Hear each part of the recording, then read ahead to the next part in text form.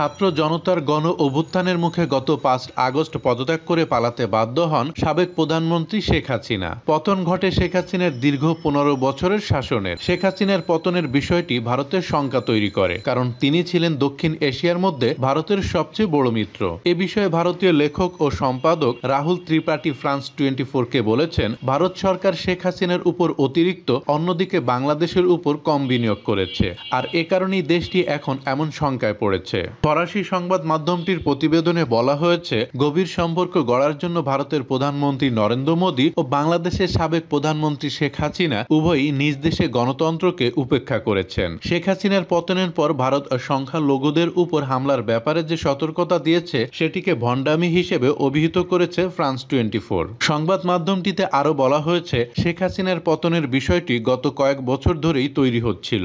যদিও সরকারি চাকরির কোঠায় সংস্কার নিয়ে শুরু হওয়া আন্দোলন তার শাসন অবসানের পথ তৈরি করেছে, কিন্তু গত ৭ জানুয়ারি যখন তিনি অস্বচ্ছ নির্বাচনের মাধ্যমে চতুর্থবারের মতো ক্ষমতায় আসেন, তখন সাধারণ মানুষের ক্ষোভ আরও বৃদ্ধি পায়। মার্কিন পররাষ্ট্র মন্ত্রণালয় ৭ জানুয়ারির নির্বাচনকে একটি অস্বচ্ছ নির্বাচন হিসেবে অভিহিত করে, কিন্তু আঞ্চলিক পরাশক্তি ভারত ও চীন ৭৩ বছর বয়সী শেখ হাসিনাকে দ্রুত সময়ের মধ্যে শুভেচ্ছা জানায়। বিশেষ করে নির্বাচন শেষে নরেন্দ্র মোদীর টুইটটি ছিল ন্যাক্কারজনক। সাধারণ মানুষ ও বিরোধী দল সেই নির্বাচন বয়কট করলেও নরেন্দ্র মোদী শেখ হাসিনা এমনকি বাংলাদেশের মানুষকে শুভেচ্ছা জানিয়ে বার্তা দেন। এ বিষয়ে ভারতীয় লেখক ও সাংবাদিক সলিল ত্রিপাঠী বলেছেন, মোদী শুভেচ্ছা জানালেও পুরো বিষয়টি ছিল বাস্তবতা থেকে অনেক দূরে। ভারত শেখ হাসিনার উপর অতিরিক্ত আর বাংলাদেশের উপর কম বিনিয়োগ করেছে। ভারত তার সব ডিম একটি ঝুড়িতেই রেখেছিল, আর ভূকৌশলগত দিক দিয়ে এটি অবশ্যই কোনো বুদ্ধিমান কিছু ছিল না।